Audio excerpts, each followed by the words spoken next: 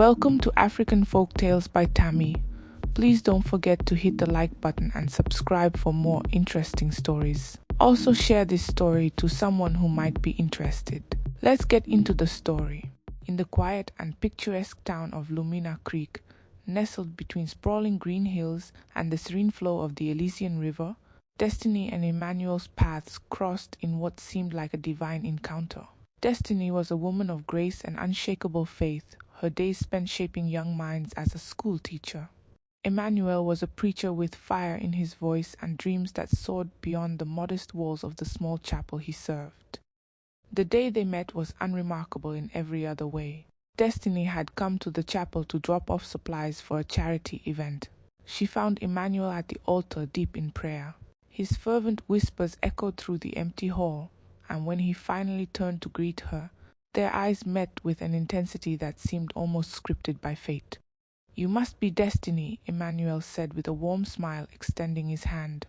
"And you must be the man who fills this chapel every Sunday," she replied, shaking his hand firmly. From that day, their bond grew quickly, rooted in shared values and a mutual love for service. Emmanuel's vision for the chapel inspired Destiny, and soon they began working together to transform the small, aging church into a beacon of hope for the community. With every brick they laid and every prayer they shared, their love deepened. Their wedding was a grand affair by Lumina Creek standards. The entire town gathered to celebrate, the small chapel bursting with hymns and joy. Together, they promised to serve God and each other, building a life founded on trust, love, and faith. Over the years, their hard work bore fruit. Under Emmanuel's leadership, the chapel transformed into Everlasting Grace Ministries, a thriving church that drew congregants from neighboring towns. The sermons became events, the choir a spectacle, and Emmanuel a revered figure. Destiny, ever humble, remained the quiet force behind the scenes, managing the church's growing operations with precision and grace. But with growth came change. As Emmanuel's influence spread, so did his pride. His sermons, once heartfelt, began to carry an air of arrogance. He basked in the adoration of his followers, often traveling to preach at larger churches and conferences. Destiny noticed the shifts but dismissed them, telling herself that success demanded sacrifices. Yet she couldn't ignore the growing distance between them. Emmanuel's late nights and frequent absences left her feeling like an afterthought in their once inseparable partnership. One evening, as she prepared dinner, Emmanuel rushed in, grabbing his coat. "Another meeting," he said quickly, avoiding her eyes. "Another one?" she asked, her voice calm but tinged with concern. "You've hardly been home this week." "It's for the church, Destiny. You know how much work this takes," he replied, kissing her cheek absent-mindedly before leaving. Destiny stood in the doorway, watching his car disappear down the road. The knot in her chest tightened, an unspoken fear creeping into her thoughts. She pushed it aside, choosing instead to trust the man she had built her life with. But in the depths of her heart, something whispered that this was only the beginning of a storm she wasn't prepared for. Destiny awoke one night to the soft hum of Emmanuel's phone vibrating on the bedside table. He was fast asleep, his back turned to her. For a moment she debated ignoring it, but curiosity got the better of her. She reached for the phone and saw a text preview. "Can't wait to see you again tomorrow. Tonight was unforgettable." Her breath caught and her heart raced. She read the words over and over, hoping she had misunderstood. The sender's name was saved as E. James, but something about the casual tone felt too personal, too intimate. Destiny placed the phone back carefully, her hands trembling. She stared at the ceiling, her mind spiraling with questions. Was it a misunderstanding? Could there be an innocent explanation? She wanted to shake Emmanuel awake and demand answers, but fear held her back. The following day she watched him closely. Emmanuel moved through their home with his usual confidence, completely unaware of the turmoil brewing in Destiny's heart. He kissed her goodbye before heading to the church, leaving her standing in the doorway with a forced smile. As the days passed, Destiny began noticing things she had previously ignored. The scent of unfamiliar perfume on Emmanuel's clothes, the way he avoided eye contact during conversations, and the increasing frequency of his late nights. Whispers from the church staff reached her ears. their voices hushed but unmistakable. "She's always in his office," one woman said. "I saw them leave together last night," another added. Destiny felt as though she was suffocating, the walls of her once perfect life closing in around her. She clung to her faith, praying for strength and clarity, but the doubts refused to fade. One evening, after another late-night meeting, Emmanuel returned home unusually cheerful. "The meeting went well," he said, loosening his tie.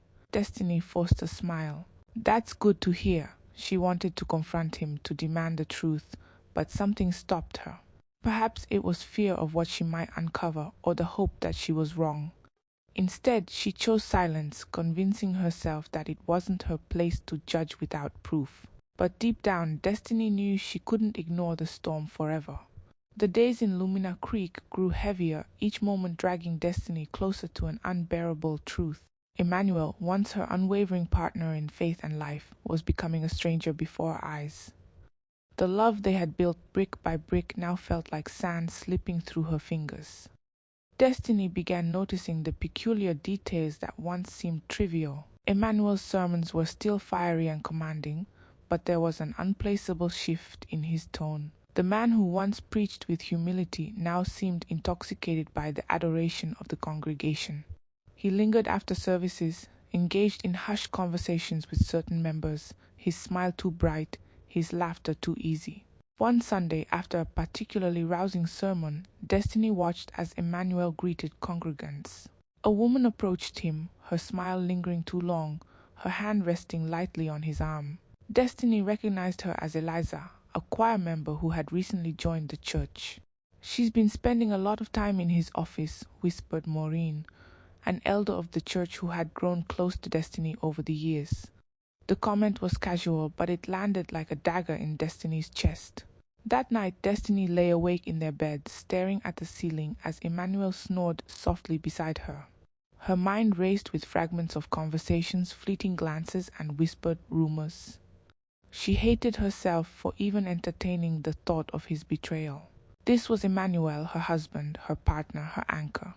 The next morning, while tidying up Emmanuel's study, Destiny's hand brushed against an unfamiliar folder tucked beneath a stack of papers. Her heart raced as she opened it, revealing a collection of receipts, expensive dinners, hotel bookings, and tickets to events she had no memory of attending. Destiny froze, her mind screaming for her to stop, but her hands continued flipping through the pages. One receipt stood out, a dinner reservation for two at Crest Haven Inn, a boutique hotel in the neighboring town of Rivergate. The date was just 2 nights ago. The room spun as Destiny clutched the folder. Her chest tightened and her breath came in shallow gasps. She placed the folder back where she found it, her trembling hands betraying her effort to stay composed. She sat on the floor of the study, tears streaming down her face, her silent sobs filling the empty room.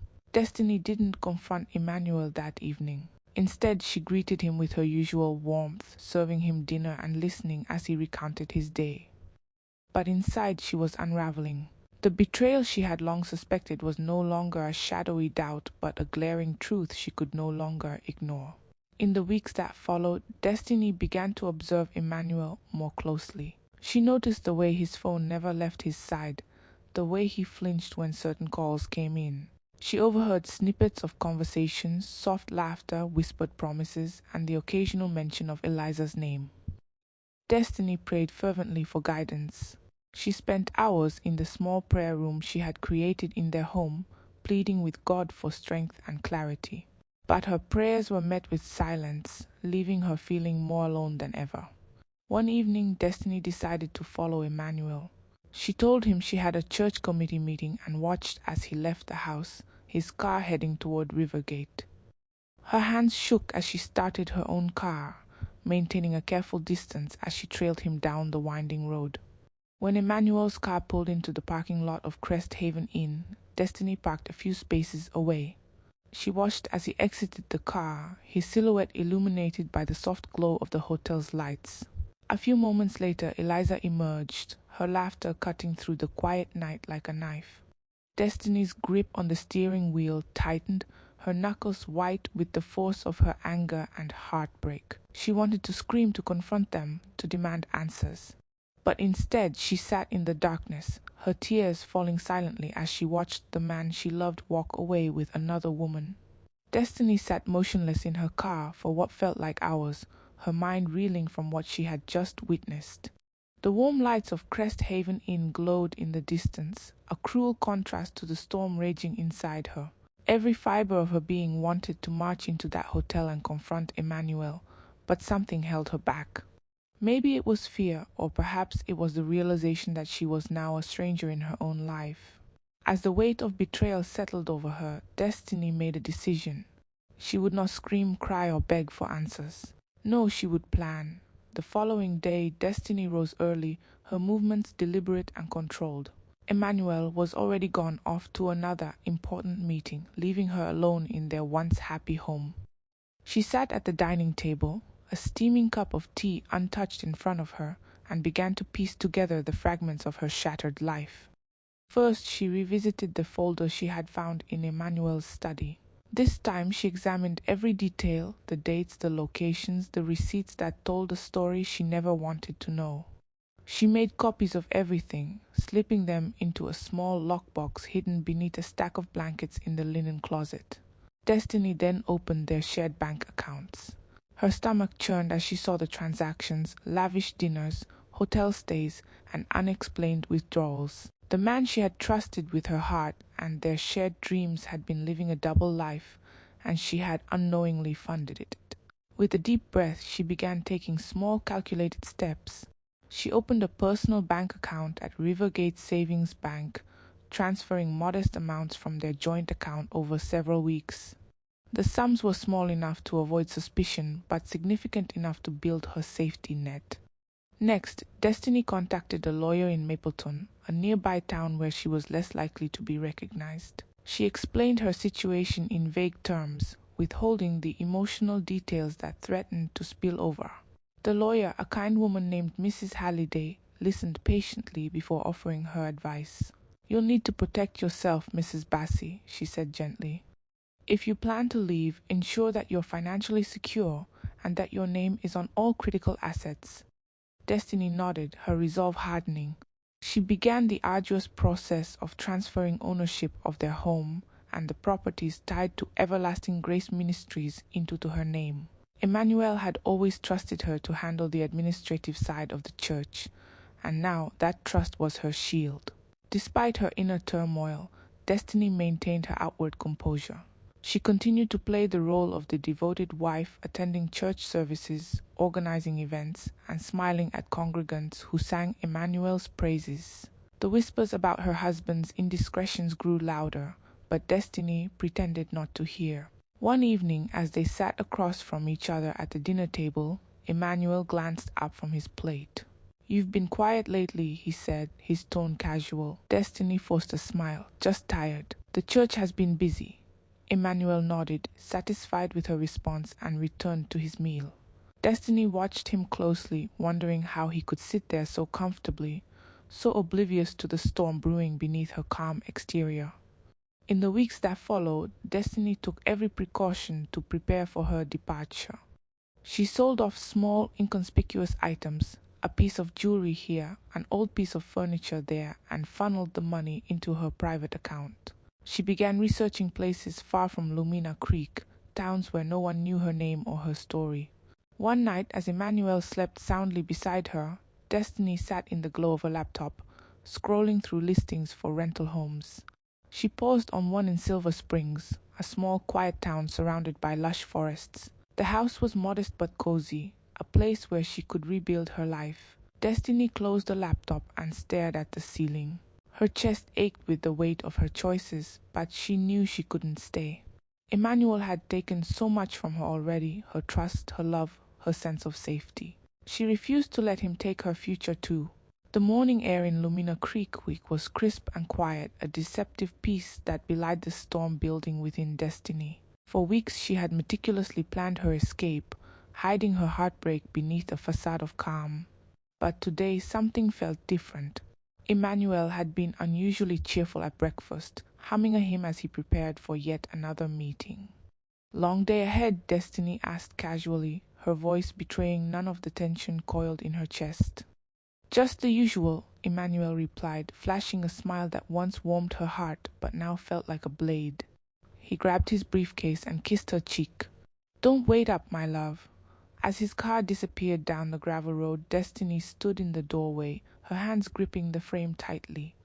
She had followed his lies for weeks, piecing together his betrayal like a puzzle she wished she could burn.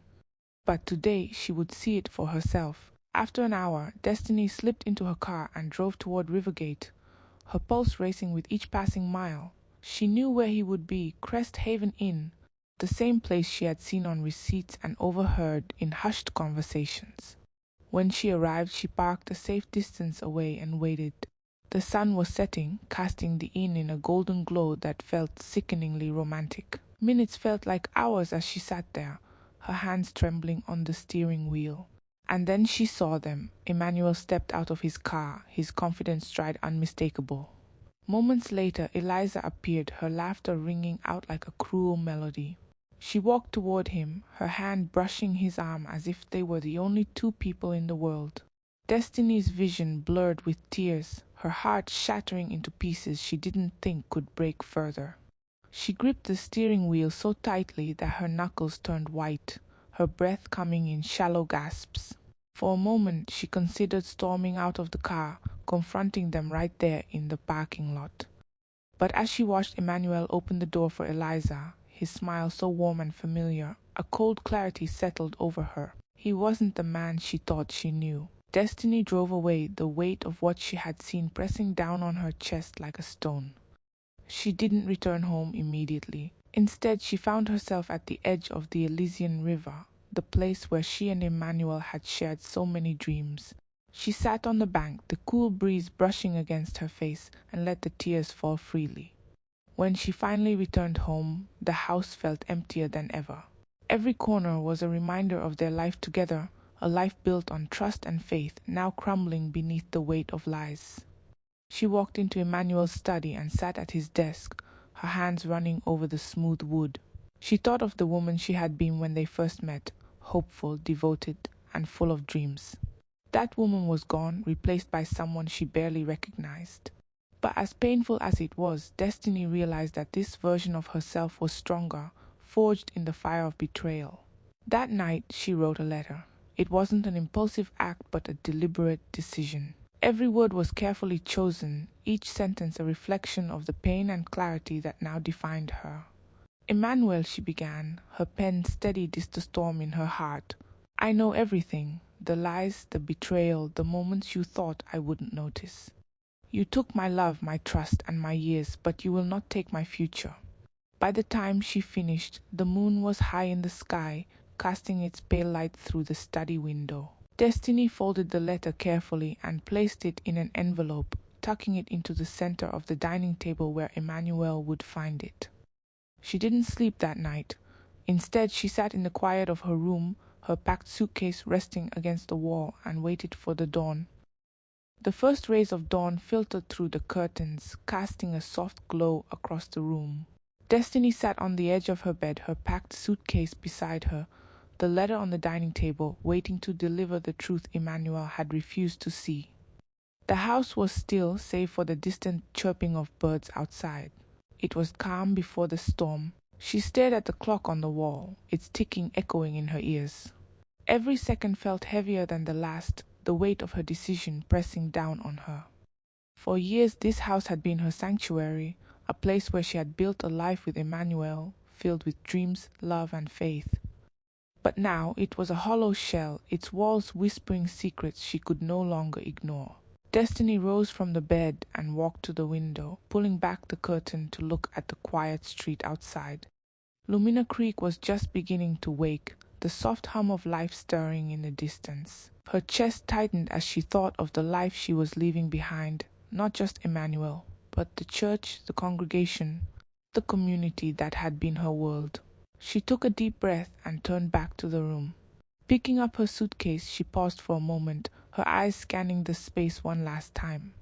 The memories flooded her, laughter at the dinner table, quiet prayers shared before bed, the way Emmanuel had once looked at her like she was his entire world. Those moments felt like a lifetime ago, belonging to a man she no longer recognized. As she stepped into the hallway, her footsteps echoed softly against the wooden floor. She paused at the dining table, her eyes resting on the envelope she had left for Emmanuel. She imagined him finding it later that day, the way his face would fall as he read the words she had written. Part of her ached at the thought of his pain, but another part, the part that had been silenced for too long, felt a quiet satisfaction. The front door creaked slightly as she opened it, the morning air cool against her skin. Destiny stepped outside, the suitcase's wheels clicking softly against the stone path. She glanced back at the house, its windows glowing faintly in the morning light. It was a strange feeling, walking away from something she had poured her entire life into. But as the weight of the house lifted from her shoulders, she felt something she hadn't in a long time: freedom. Destiny's car was parked at the end of the driveway, packed with the essentials she had carefully prepared over the past few weeks. She placed the suitcase in the trunk, her hands trembling slightly as she closed it. Sitting behind the wheel, she gripped the steering wheel tightly, her heart pounding in her chest. "Is this really it?" she whispered to herself, her voice trembling. A part of her wanted to turn back to give Emmanuel one last chance to fight for the life they had built. But as she thought of the betrayal, the lies, the moments he had chosen someone else over her, she knew there was nothing left to fight for. The engine roared to life, the sound cutting through the quiet morning. Destiny took one last look at the house before driving away, her heart heavy but resolute. As the familiar streets of Lumina Creek faded into the distance, she felt the beginnings of a new chapter unfolding. She didn't drive straight to Silver Springs, the town she had chosen for her fresh start. Instead, she stopped at the Elysian River, the place where she and Emmanuel had once dreamed of their future together. The water sparkled under the rising sun, its gentle flow mirroring the tears that streamed down her face. "I'm sorry," she whispered, though she wasn't sure if the apology was for Emmanuel, for herself, or for the life they had lost. Destiny stood by the river for a long time, the cool breeze wrapping around her like a fragile embrace. When she finally turned back to the car, she felt lighter, as though the river had carried away some of the weight she had been holding onto. As she drove toward her new life, a quiet determination settled in her chest.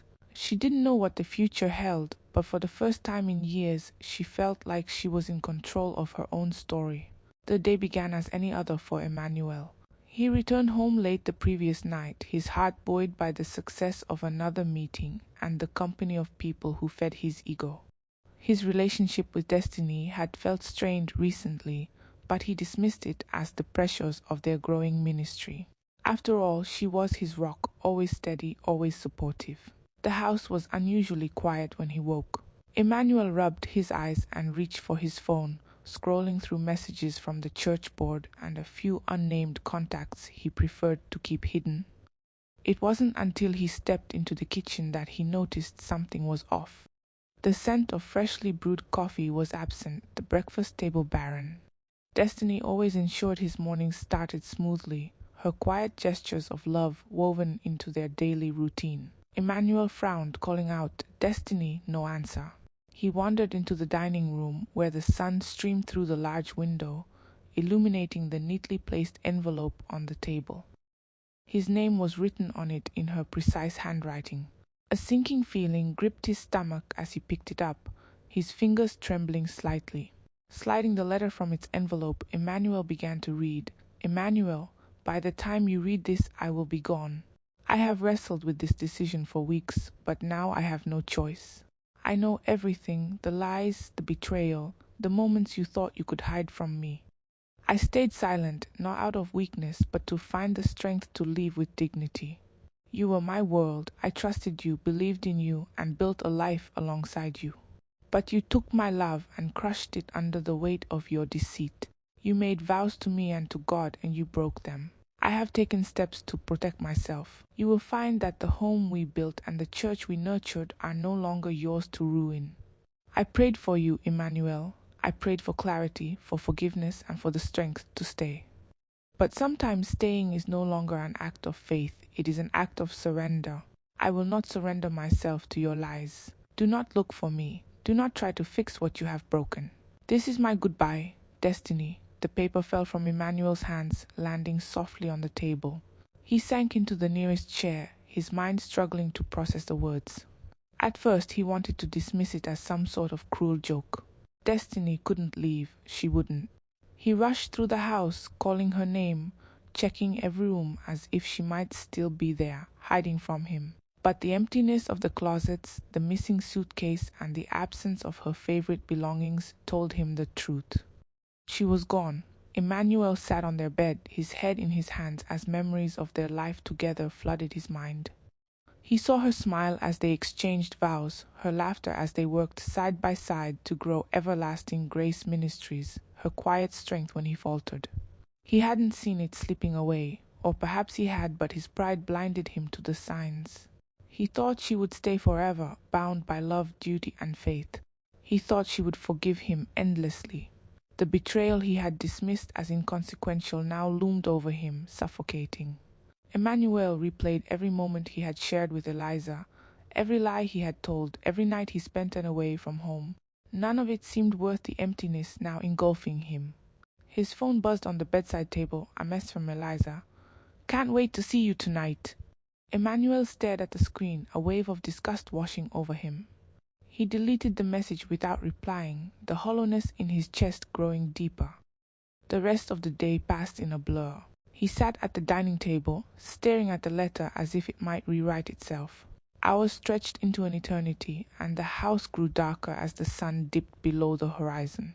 For the first time in years, Emmanuel knelt in prayer, not to ask for blessings or strength, but to beg for forgiveness. Tears streamed down his face as he whispered, "I'm sorry, God.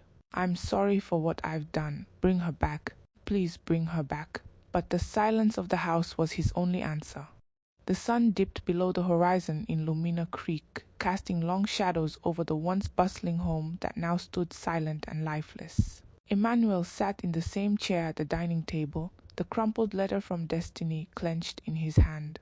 Hours had passed since he first read it, but the words were branded into his mind, replaying over and over like a cruel hymn.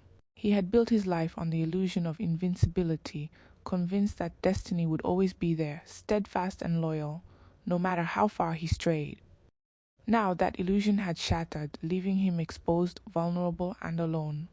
The realization was a slow, agonizing process, each memory of his betrayal cutting deeper than the last. By nightfall, Emmanuel finally forced himself to move. He wandered aimlessly through the house, his footsteps echoing in the emptiness. The living room, once filled with laughter and warmth, now felt cold. His eyes fell on the small photo frame on the mantel, a picture of him and Destiny on their wedding day. Her radiant smile stared back at him, a stark contrast to the broken man standing before it. He reached out to touch the frame, his fingers trembling. "How did I let it come to this?" he whispered, his voice cracking. But the silence offered no answer. At the church, things were unraveling just as quickly. The whispers had grown into open conversations among the congregation. Eliza's presence, once subtle, had become glaringly obvious, and many of the church's elders were beginning to question Emmanuel's integrity. Attendance had started to dwindle, and donations were drying up. Without Destiny's steady hand managing the operations, chaos crept into every corner of Everlasting Grace Ministries. Emmanuel arrived at the church late that night, desperate for solace. The sanctuary was dark, the only light coming from the dim glow of the candles near the altar. He walked down the aisle, each step feeling heavier than the last, until he reached the pulpit. Standing there, he looked out at the empty pews, the weight of his failures pressing down on him. He closed his eyes and bowed his head. "Lord," he began, his voice barely above a whisper, "I don't know how to fix this. I don't even know if I deserve to." His words faltered as tears streamed down his face. "I've lost her. I've lost everything. Please show me a way." For the first time in years, Emmanuel prayed with genuine humility. There were no grandiose words, no fiery proclamations, just a man stripped of his pride, begging for redemption. Meanwhile, miles away in Silver Springs, Destiny was beginning her new life. The The small quiet town was a stark contrast to the bustling energy of Lumina Creek. Her new home was modest but cozy, with a garden in the backyard where she often sat in the evenings, finding peace in the simplicity of her surroundings. She had opened a small bookstore, a lifelong dream she had never dared to pursue before. The shop quickly became a favorite among the locals, who were drawn to Destiny's warmth and quiet strength. Each day brought small moments of joy, a kind word from a customer, the smell of freshly brewed coffee wafting through the store, the sound of rain tapping gently against the windows.